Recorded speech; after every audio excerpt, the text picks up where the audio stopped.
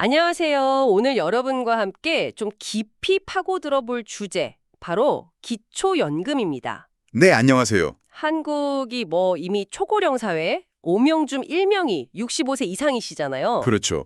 상당히 심각한 수준이죠. 이런 상황에서 이제 어르신들 생활 안정 돕기 위해서 세금으로 지원하는 제도가 이 기초연금이고요. 네, 맞습니다. 저희가 그래서 관련 뉴스 기사나 정부 보고서, 또 연구 자료들 좀 꼼꼼하게 살펴봤습니다. 네, 중요한 자료들이 많죠. 그래서 오늘은 이 기초연금이 실제로 어떻게 운영되는지, 또 누가 혜택을 받는 건지, 그리고 요즘 막 얘기 많이 나오는 형평성 문제, 또 지속가능성 논란, 이런 것들 핵심만 좀 짚어보려고 합니다. 네, 아주 시의적절한 주제인 것 같습니다. 바로 시작해볼까요? 우선 기초연금 제일 기본적인 내용부터 짚어보죠. 65세 이상 어르신 중에서 소득 하위 70%에게 드리는 거잖아요. 네, 그렇습니다.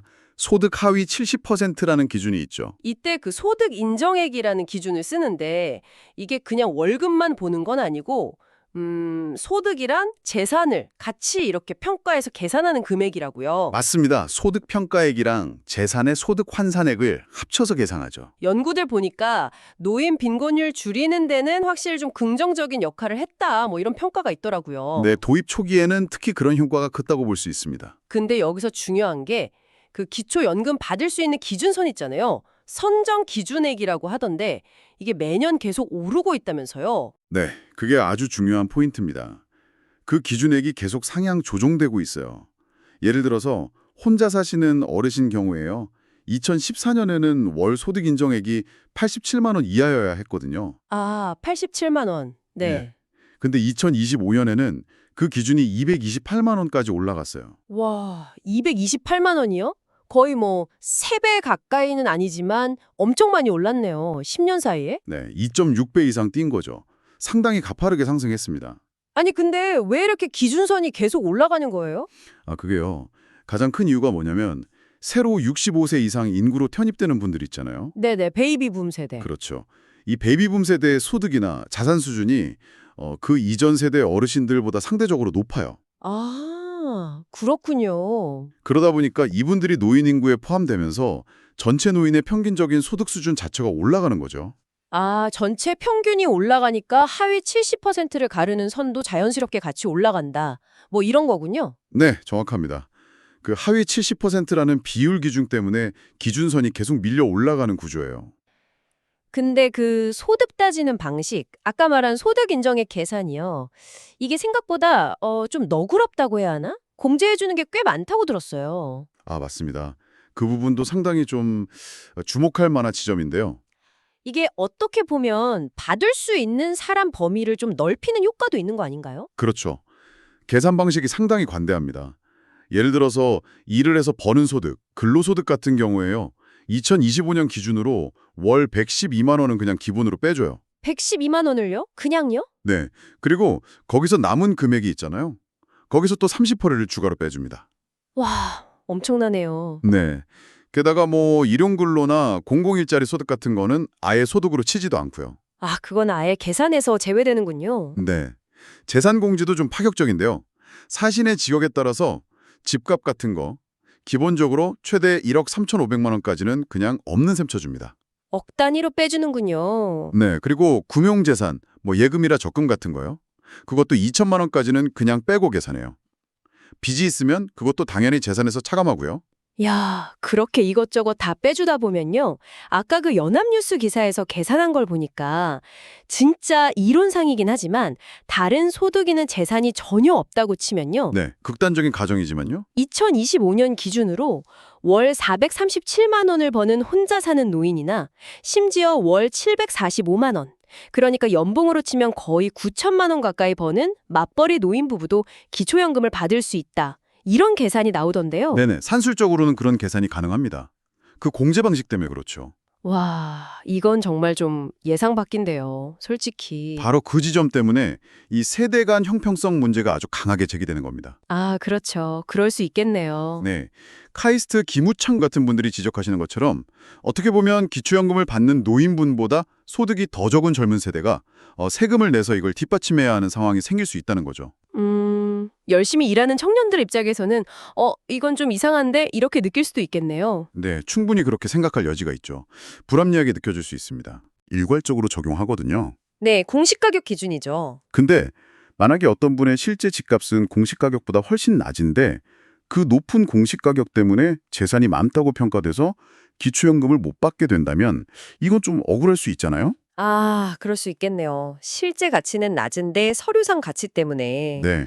그래서 국민권익위원회에서도 이런 억울한 사례를 막기 위해서 만약 실제 거래 가격이 공시 가격보다 낮다면 그 낮은 실제 가격을 인정해줘야 한다. 뭐 이런 의견을 내기도 했었습니다. 아, 그런 논의도 있었군요. 듣고 보니까 제도의 문턱 자체는 계속 높아지고 공제는 되게 관대해지고 이러면서 원래 취지였던 정말 꼭 필요한 분들을 돕는다는 것과는 약간 다르게 상대적으로 덜 어려운 분들까지 혜택 범위가 좀 넓어진 측면이 있다. 이렇게 볼 수도 있겠네요. 네. 그런 해석이 충분히 가능합니다. 그리고 이게 또 다른 논란을 낳는 거고요. 게다가 이 모든 걸 떠받치는 비용 문제. 이것도 만만치 않을 것 같은데요? 아, 비용 문제 심각하죠. 기초연금이 우리나라에서 단일 복지 사업으로는 예산 규모가 가장 큽니다. 가장 크다고요? 네. 2025년 한 해 예산만 해도 약 26조 1천억 원이고요. 이걸 받으시는 분들이 736만 명에 달할 것으로 예상돼요. 26조 736만 명. 와, 단군 일의 최대 복지 사업이라는 말이 그냥 나온 게 아니군요. 그렇죠. 정말 막대한 규모입니다. 근데 이게 끝이 아니라는 게 더 문제죠. 더 늘어난다는 건가요? 네.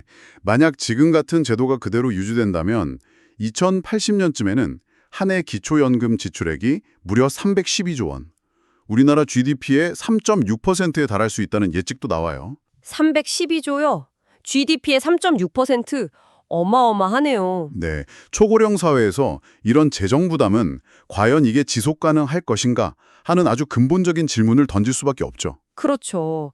미래 세대 부담이 너무 커지는 거 아니냐 이런 걱정이 당연히 들겠네요. 맞습니다. 그래서 일부 전문가들은 현재 소득 하위 70%라는 기준을 좀 점진적으로 축소해서 정말로 빈곤선 아래에 계신 어르신들께 지원을 집중하는 방식으로 제도로 좀 바꿔야 한다. 이렇게 주장하기도 합니다. 김우창 교수님 같은 분들이 대표적이죠. 그러니까 수급 대상을 좀 더 좁혀서 정말 필요한 분들께 더 집중하자는 거군요. 네, 그런 방향의 개선 논의가 필요하다는 의견입니다. 자, 정리를 좀 해보면요. 기초연금. 분명히 노인 빈곤 완화에는 기여를 했습니다. 그건 사실이죠. 네, 그 점은 분명하죠. 하지만 동시에 그 수급 자격 기준이 계속 올라가고 또 그 계산 방식 때문에 생기는 세대 간 형평성 논란, 그리고 방금 말씀드린 막대한 재정 부담이라는 아주 복합적인 과제를 안고 있는 거죠. 현재 노인 세대의 생활 안정도 중요하고 또 미래 세대의 부담 문제, 국가 재정의 지속 가능성, 이 사이에서 균형점을 찾는 게 정말 어려운 숙제네요. 네, 정말 쉽지 않은 문제입니다. 여러 가치가 충돌하고 있죠. 자, 오늘 이야기 슬슬 마무리해야 할 것 같은데요. 마지막으로 여러분께 좀 생각해 볼 만한 질문을 하나 던져드리고 싶습니다. 네, 아까 잠깐 나왔던 그 재산 평가 방식 문제인데요. 실제 가치보다 높은 공시 가격 때문에 기초연금을 못 받는 억울한 경우가 생길 수 있다고 했잖아요. 네, 그런 사례가 있을 수 있죠. 이걸 해소하기 위해서 만약 실제 거래 가격을 인정해 준다고 하면 혹시 또 다른 부작용은 없을까요? 예를 들어서 실제보다 낮은 가격으로 허위 계약서를 쓴다든지 하는 그런 도덕적 해이 문제요. 아, 그 부분도 충분히 우려될 수 있는 지점입니다. 네, 이런 건 또 어떻게 막을 수 있을지 참 어려운 문제인 것 같습니다. 앞으로 기초연금 제도를 개선하는 과정에서 반드시 좀 깊게 논의되어야 할 지점이 아닐까 싶네요. 네, 맞습니다. 공정성과 효율성, 그리고 도덕적 해이 방지 사이에서 최적의 방안을 찾아야겠죠. 오늘 저희가 준비한 이야기는 여기까지입니다. 기초연금에 대해 함께 고민해 볼 수 있는 시간이었기를 바랍니다.